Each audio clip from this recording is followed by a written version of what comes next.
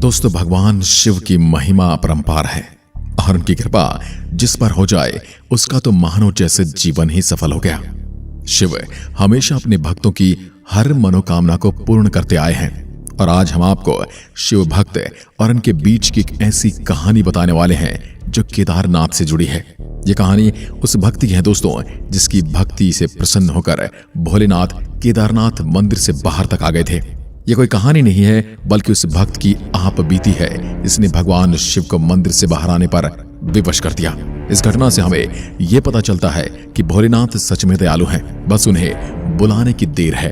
वो तो भक्तों के लिए कुछ भी कर जाते हैं। तो आइए जानते हैं क्या है पूरी कहानी।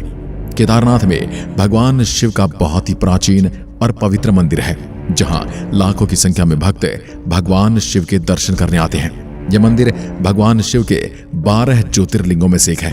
तो हमारी आज की कहानी उस निर्धन व्यक्ति की है जिसके पास शिव भक्ति के अलावा और कुछ नहीं था। यह घटना तब की है जब आज जैसे बस और ट्रेन की सुविधाएं नहीं हुआ करती थी। तब धनवान लोग सफर तय करने के लिए बैलगाड़ी या फिर घोड़े की सवारी करते थे, जबकि गरीब लोग पैदल ही यात्रा किया करते थे। उस समय एक गरीब व्यक्ति ने भगवान केदारनाथ के दर्शन करने की मन में ठान ली। गरीब के पास धन तो था नहीं जो वह बैलगाड़ी में बैठ पाता, इसलिए उसने पैदल ही यात्रा करना शुरू कर दिया। वह व्यक्ति केदारनाथ तक जाने का रास्ता तक नहीं जानता था। फिर भी सांस में कि भगवान उसको दर्शन देंगे, भगवान उसको रास्ता दिखाएंगे, वो चलता गया। उसने लोगों से रास्ता पूछना शुरू किया और इस तरह केदारनाथ पहुंचने में उसको पूरे 2 महीने लग गए। अब जैसे ही वह व्यक्ति केदारनाथ मंदिर के बाहर पहुंचा तो उसने देखा कि वहां कोई भी श्रद्धालु उपस्थित नहीं है और तो और मंदिर भी बंद है। उस समय बर्फबारी हो रही थी। वह मन में कई तरह के सवाल करने लगा और उसने जिज्ञासा भरी नजरों से मंदिर को देखा, लेकिन उसने देखा मंदिर के पुजारी अभी भी वहां पर मौजूद थे। उसने आगे बढ़ना शुरू किया और पंडित जी से कहा उसे भगवान शिव के दर्शन करने हैं, लेकिन यहाँ तो कोई नहीं है। क्या मुझे बाबा केदारनाथ के दर्शन आज नहीं हो पाएंगे? पुजारी जी ने उनसे कहा तुमने आने में देर कर दी है, क्योंकि मंदिर के दरवाजे 6 महीने के लिए बंद हो गए हैं। अब केदारनाथ के दरवाजे 6 महीने बाद ही खुलेंगे। मंदिर के दरवाजे साल में 6 महीने के लिए खुलते हैं, जबकि 6 महीने के लिए इन्हें बंद रखा जाता है। दिवाली के बाद, भाई दूज के बाद ही मंदिर के दरवाजे बंद कर दिए जाते हैं। ये वो समय होता है जब केदारनाथ में भारी बर्फबारी होती है और ऐसे में मंदिर भी बर्फ के अंदर छिप जाता है और कोई भी यहां नहीं आता है। शिव भक्त ने अब पुजारी की बातें सुनी तो वह उदास हो गया। उसकी आंखें गीली हो गई और उसने पुजारी से कहा मैं बहुत ही गरीब हूं और 2 महीने की यात्रा करके यहां तक आया हूं। कृपा करके मुझे एक बार भगवान के दर्शन करने के लिए मंदिर के दरवाजे खोल दें। अब गरीब व्यक्ति के लिए पुजारी जी भी कहां दरवाजे खोलने वाले थे। कोई धनवान व्यक्ति होता तो शायद ये बात भी बन जाती। पुजारी ने उस व्यक्ति से कहा तुम यहां से चले जाओ और अब 6 महीने के बाद आना, और अगर नहीं जाना चाहते हो तो 6 महीने यहीं रुक जाओ। वैसे भी यहां कोई एक रात भी नहीं रुक पाएगा, इसलिए तुम्हारा वापस जाना ज्यादा सही रहेगा।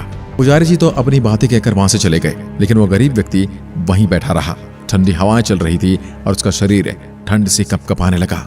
रात का समय होने लगा था और चारों तरफ सन्नाटे के अलावा वहां और कुछ भी नहीं था कि तभी वहां एक अघोरी बाबा उस व्यक्ति की ओर बढ़ते हुए आगे आए। उन्होंने आकर उसे खाने के लिए खाना दिया और उसे सोने के लिए कह दिया। खाना खाने के बाद उस शिव भक्त की आंख लग गई। जब उसकी आंख खोली तो उसने देखा बर्फ अभी तक गिरी नहीं है। उसे याद आया कि रात को पुजारी जी ने उससे कहा था कि यहाँ बर्फ गिरने वाली है, जबकि यहाँ तो कुछ भी नहीं था। अब उसे अघोरी बाबा की याद आई और उसने उन्हें खोजना शुरू कर दिया, लेकिन अघोरी बाबा उसे कहीं नहीं मिले। अब वह थक हार कर वहीं पर बैठ गया। तभी उसकी नजर सामने पड़ी, जहां पंडित जी अपने कुछ सेवकों के साथ मंदिर की ओर बढ़ रहे थे। उसने पुजारी जी से पूछा क्या मंदिर के दरवाजे आज भी खुलेंगे? तब पंडित जी बोले आज 6 महीने की ठंड के बाद अक्षय तृतीया के शुभ दिन मंदिर के पट खोले जाएंगे। तब उसने कहा आपने तो कल रात कहा था कि मंदिर के दरवाजे 6 महीने बाद ही खुलेंगे। भक्त की बात सुनकर पुजारी को याद आ गया और उन्होंने कहा तुम तो वही हो जो 6 महीने पहले दर्शन करने आए थे, लेकिन दरवाजा बंद होने की वजह से दर्शन नहीं कर पाए थे। इस पर शिव भक्त ने कहा 6 महीने पहले नहीं, मैं तो कल ही यहाँ आया हूँ और रात में यहीं पर सोया था और सुबह आप आ गए। इसमें 6 महीने कहां से हो गए? उसकी बात सुनकर पुजारी हैरान हो गए कि वो उनसे कैसी बातें कर रहा है। अब उनके दिमाग में बाबा केदारनाथ के चमत्कारों की कहानियां घूमने लगी। उन्होंने फौरन कहा, कल रात तुम्हारे साथ यहाँ क्या हुआ था, मुझे बताओ। तब शिव भक्त बोला, कल रात मुझे ठंड लग रही थी और तभी एक अघोरी बाबा यहाँ आए। उन्होंने मुझे खाने के लिए खाना दिया और मेरे लिए आग भी जलाई थी, जिसके बाद मैं सो गया था और सुबह उठकर मैंने उन्हें यहाँ वहां ढूंढना भी शुरू किया, लेकिन वो कहीं नहीं मिले। उसकी कहानी सुनकर पुजारी और सेवकों की आंखें भर आई।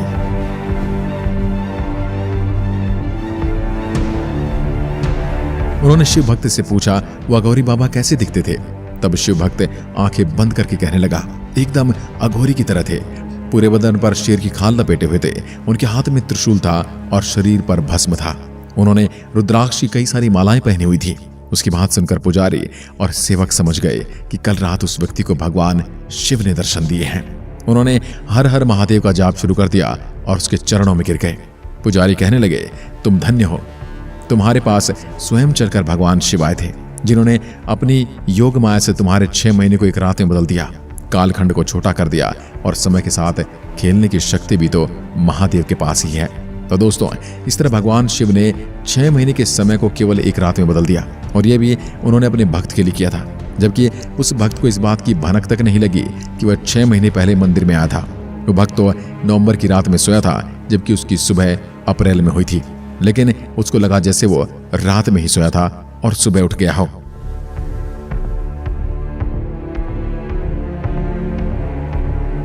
ऐसे हैं महादेव, जो अपने भक्तों के लिए कुछ भी कर सकते हैं। जो पुजारी इतने सालों से भगवान शिव की पूजा अर्चना करने के बाद भी उनके दर्शन नहीं कर पाए, वहीं वो भक्त केवल केदारनाथ आने पर ही उनके साक्षात दर्शन करने में सफल हो गया। इसी वजह से केदारनाथ ज्योतिर्लिंग को जागृत महादेव भी कहा जाता है। यहाँ जो भी भक्त सच्चे मन से आता है, उसकी रक्षा करने बाबा सबसे पहले आते हैं। आज की वीडियो में बस इतना ही। आपको हमारी आज की वीडियो कैसी लगी कमेंट में लिखकर जरूर बताएं। यदि आप भी कोई ऐसी कहानी जानते हैं तो हमें कमेंट में लिख के बता सकते हैं या ईमेल कर सकते हैं, ताकि हम उस पर भी आपके लिए वीडियो बनाएं। धन्यवाद। जय हिंद, जय भारत, हर हर महादेव।